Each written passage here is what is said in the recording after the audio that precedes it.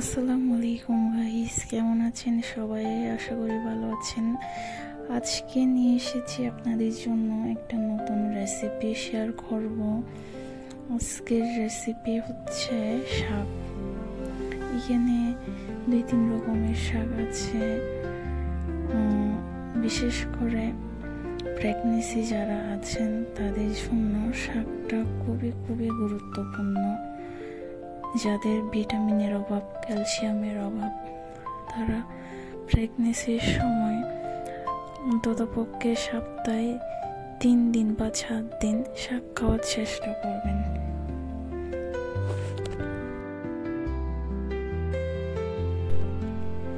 যাদের vitamin A এর অভাব, তারা সবচেয়ে বেশি খাবেন লাল শাক, পালং শাক।